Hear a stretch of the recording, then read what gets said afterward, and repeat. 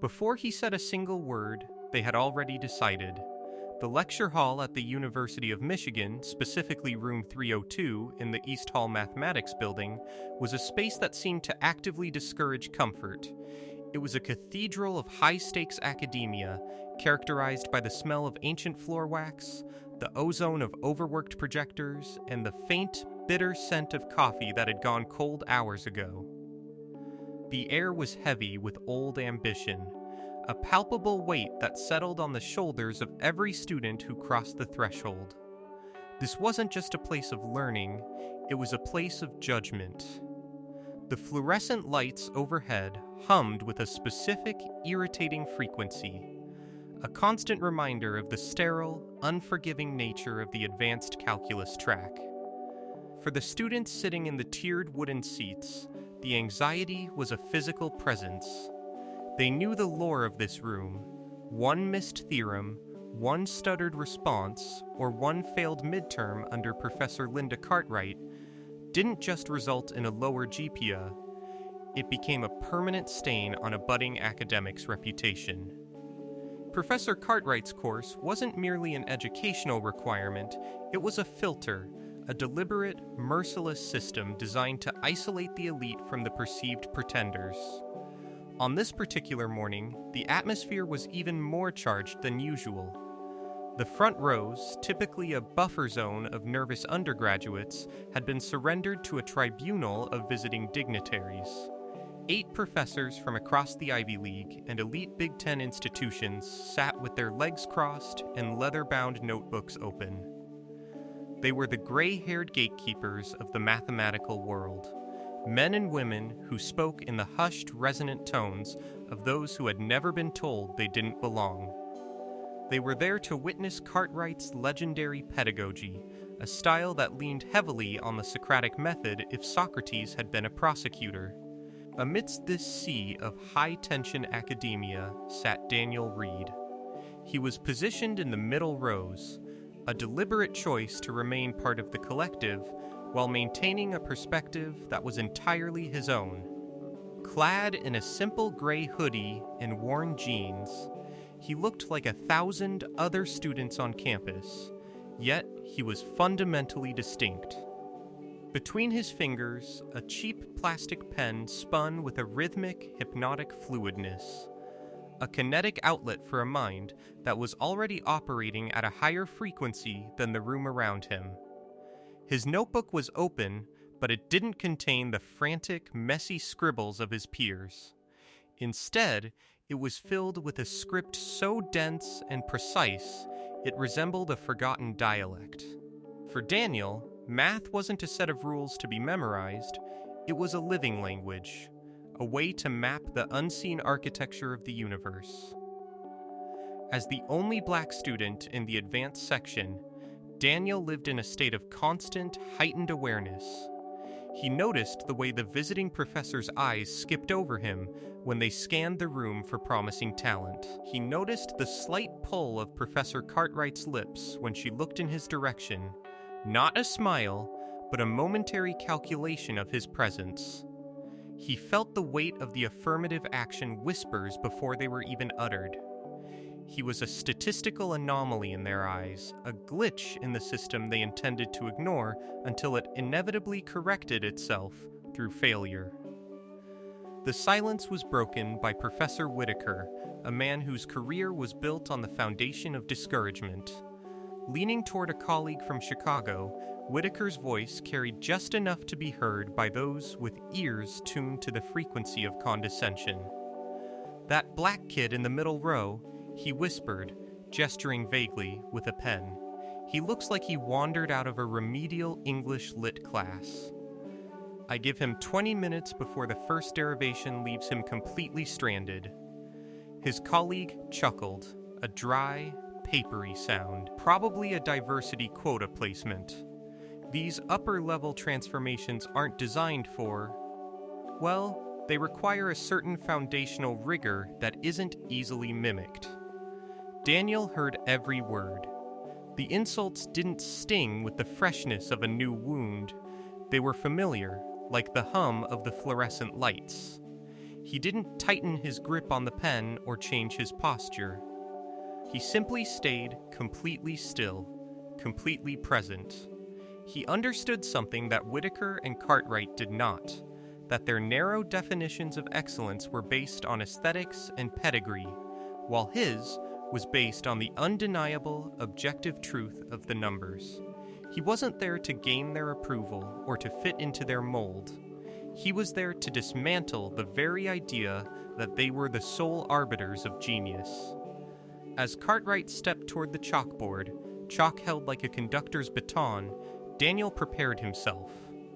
The lecture was about to begin, and while the room expected a demonstration of Cartwright's brilliance, Daniel was preparing to show them that her brilliance was built on a foundation of arrogance that he was about to crack wide open. She was certain she was untouchable. He was certain she was wrong. Professor Cartwright didn't just teach, she performed an intellectual blitzkrieg. From the moment the chalk touched the board, she was a blur of silver-rimmed glasses and architectural posture. She began with the Laplace transforms, her hand moving with a fluid, confident grace that made the complex variables look like simple arithmetic. To the average observer, it was a masterclass in clarity. The equations cascaded across the green slate in perfect rows, a testament to her decades of mastery. Behind her, 100 pens scratched against paper in a desperate, rhythmic attempt to capture the lightning before it vanished. In this environment, asking a question was an act of public self-destruction. Cartwright's reputation for intellectual cruelty was well earned. She viewed a student's confusion not as a failure of her teaching, but as a failure of their character. Everyone in the room remembered the girl from the third week, a brilliant student who had hesitated over a complex integral, only to have Cartwright dissect her logic with such surgical coldness that the girl had vanished from the department by sundown. Consequently, the room was a vacuum of dissent. Students nodded like bobbleheads, pretending to grasp the ethereal concepts of complex variable analysis, while their internal logic systems were screaming for air. Daniel, however, was not copying. His notebook remained open to the same page, his pen finally still. He watched the board with a focused calm, his eyes tracking the movement of the chalk not as a student, but as a peer, or perhaps a supervisor.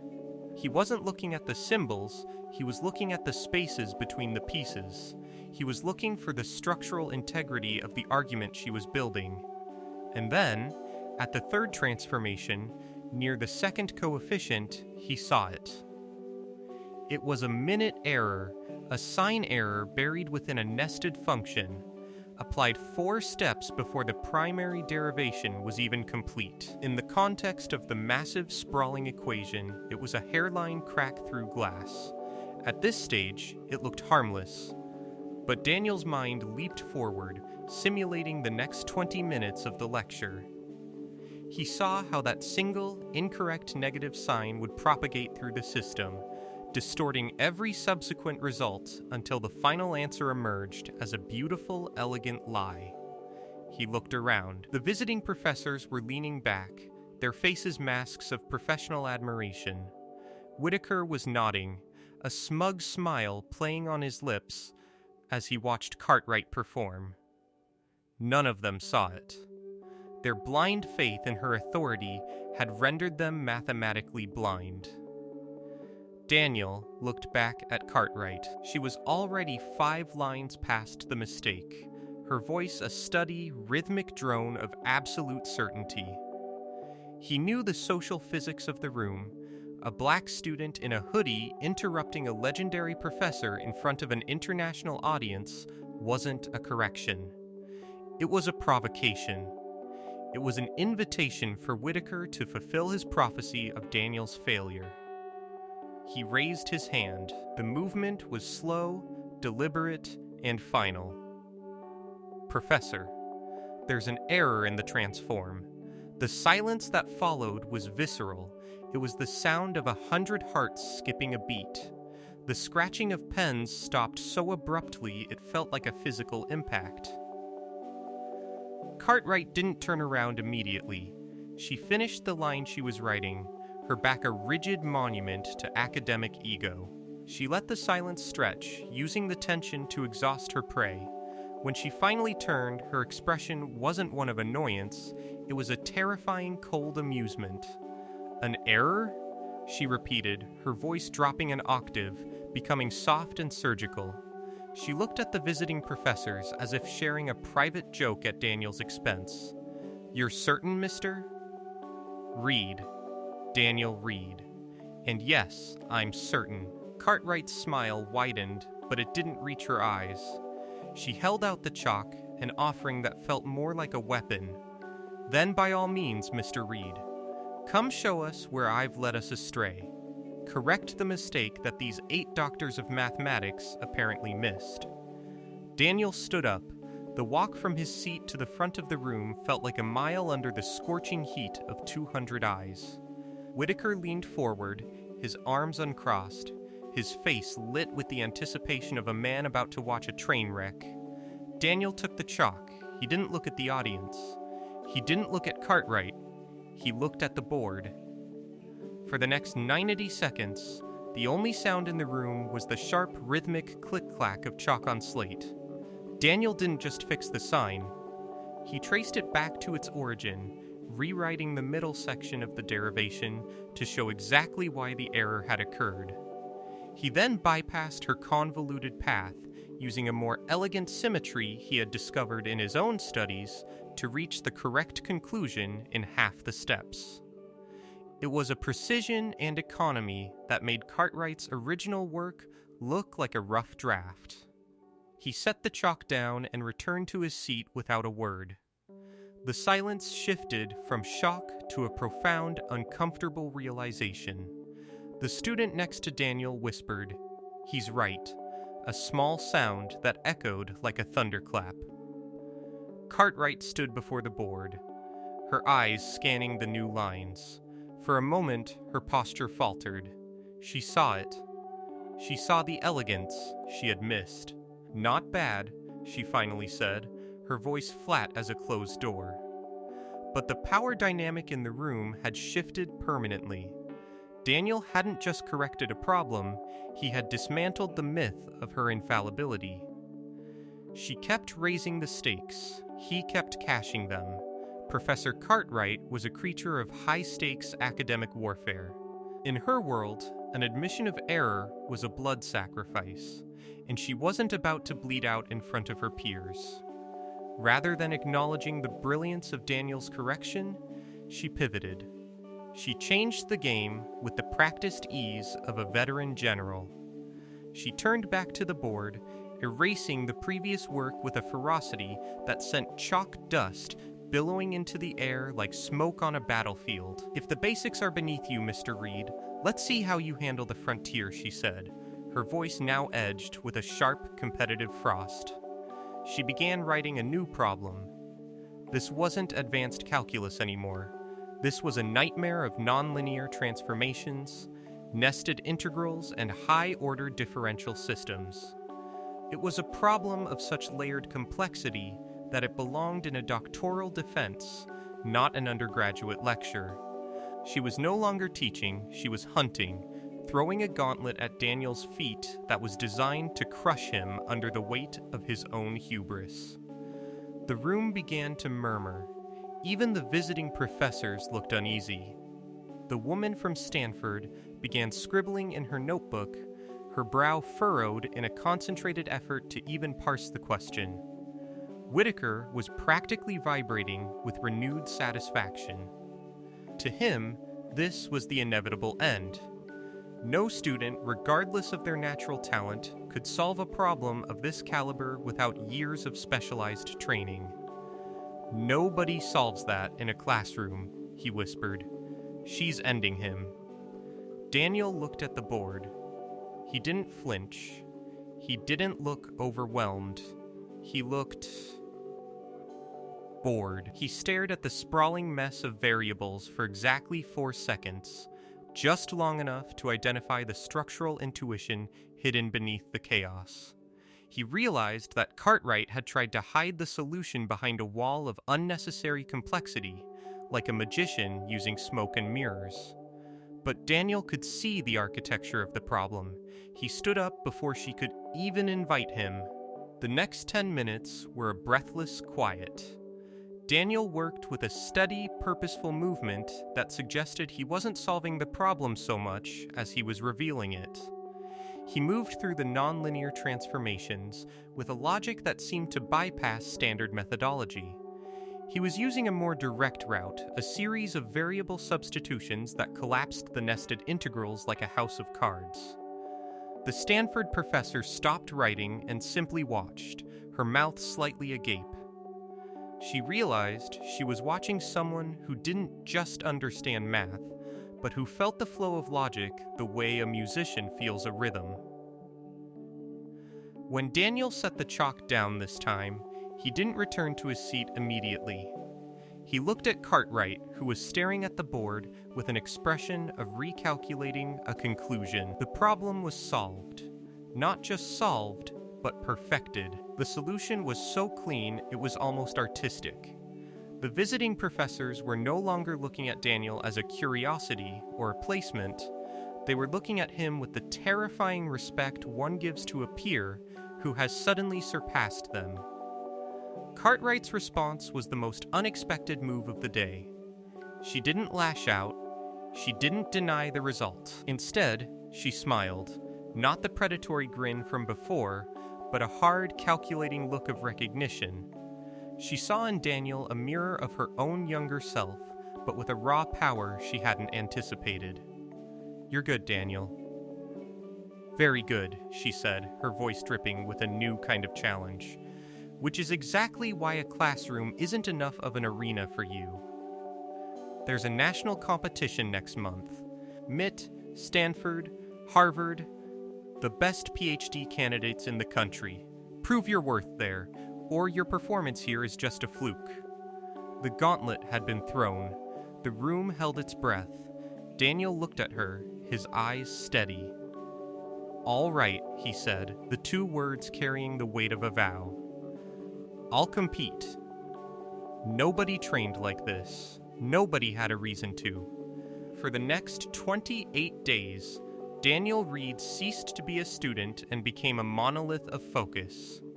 He understood that the National Mathematics Competition wasn't just a test of intelligence, it was a war of attrition. He knew who his opponents would be, the children of professors, the prodigies who had been groomed since preschool in the elite private circuits. The people for whom the system was a protective cocoon. He didn't have their tutors, their pedigree, or their legacy. He had a table in the back of the library and an unreachable will. His daily routine was a geography of obsession.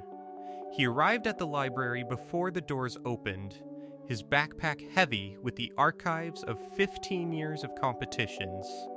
He didn't just solve the problems, he deconstructed the logic of the people who wrote them. He wanted to know the psychological biases of the test makers. He practiced with a stopwatch, forcing his mind to operate in impossible time limits until the pressure became his natural environment.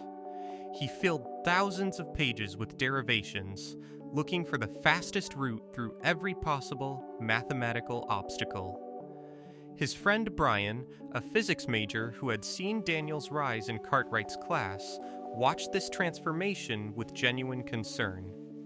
Brian represented the common sense of the world, the voice that told Daniel he had already done enough. "You know who's going to be there, right?" Brian asked one night at 2 a.m., the library lights buzzing overhead. "These guys have been built for this, Daniel. They've been in these rooms since they were 8. They have institutional backing." Daniel looked up from a page of complex analysis. His eyes were bloodshot but clear. "Good," he said, his voice a low, steady hum. "So have I. They just didn't know they were building me." He understood that his training hadn't started 28 days ago. It had started the first time a teacher had looked past him, the first time a peer had assumed he wasn't in the honors section, and the first time he'd had to work twice as hard just to be considered half as good. His entire life had been a preparation for this specific pressure. Cartwright, meanwhile, played a dual role. She sent him advanced preparation packets that were essentially academic torture. They were problems that pushed the boundaries of known undergraduate theory, designed to find the ceiling of his endurance. She told herself she was helping him, but a part of her was still testing the structural integrity of his mind. She wanted to see if he would break.